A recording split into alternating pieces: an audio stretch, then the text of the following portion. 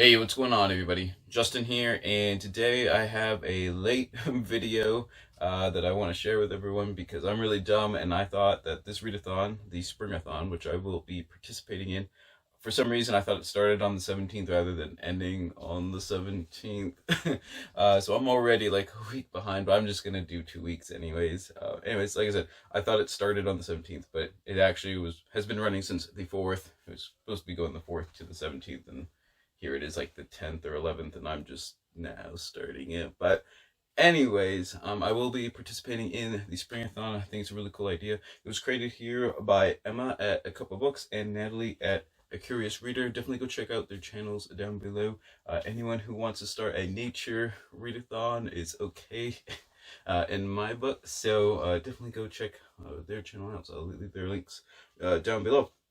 And obviously, with what I just said, all the prompts are kind of nature-ish, kind of related. And there's like one general prompt, which is to read a book, like a nonfiction book about nature. So I think that's really cool. I got like 3 shelves of nature-ish books. So maybe at the end of the readathon, if I get all 5 books read, maybe I'll do a book tour, like I said I was going to anyways, of my new shelving that's like out in a different room of all my like kind of like biology and nature books and that sort of thing. But like I said, this readathon runs from the 4th to the 17th, and lots of spring and nature prompts. So let's just go ahead and get started. And with all of these prompts, it's either, like for example, with bird, whether it's a bird on the cover or it's about birds, something like that. It doesn't have to necessarily, as you'll see with like my book, my bird prompt book, it's not necessarily about birds, but it's got birds on the cover, so I think I'm going to count it. Or in the title as well. So yeah, on the cover, in the title, or about. But anyways, let's go ahead and get started. There's 5 prompts besides just kind of the general read a nature book, kind of just overall prompt. I'm going to start with the last one just because it's the one I don't physically have, and the prompt is travel or destination. And I'm going with Epic Solitude by Catherine Keith, and the subtitle is A Story of Survival and a Quest for Meaning in the Far North. And as you can see from the cover, there's like it's like a POV of like sled dog racing or something. So I don't know if it has something.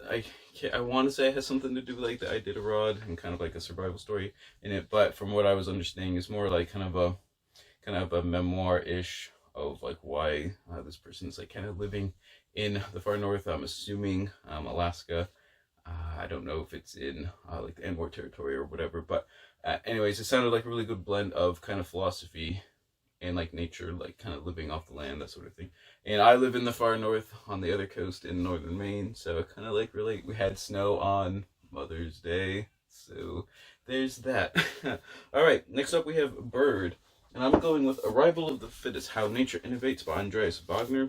Or Wagner. I don't know if he's German or not, so I always just say Wagner when I see it. But I saw Zurich, so I don't know if in Switzerland Wagner is Wagner. Anyways, it has birds on the cover, and I think the illustrations on that is very nice.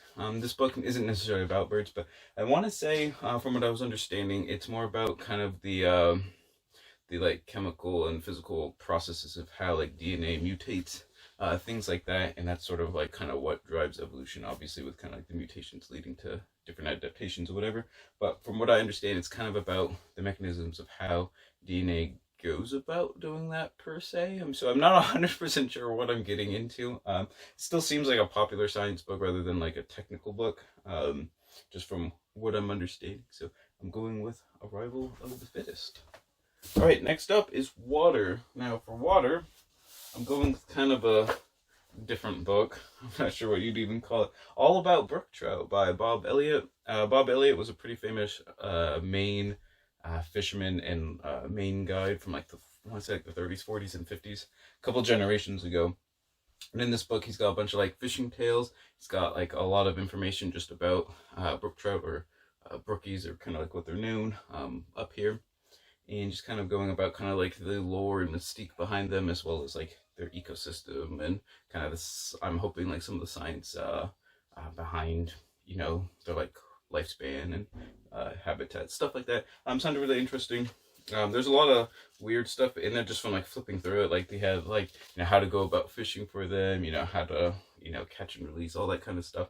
So it sounded pretty cool. I'm going to try to do a little bit more fishing this year. I used to do quite a bit, and then like last year I didn't, but this year I need to rectify that. So I'm going to be doing All About Book Trout by Bob Elliott. All right, next up is Animal, and for this book I'm going with The Wasp That Brainwashed the Caterpillar by Matt Simon, and the subtitle is Evolution's Most Unbelievable Solutions to Life's Biggest Problems. From what I've already read a little bit so far, it's a very quirky and humorous kind of poppy science book.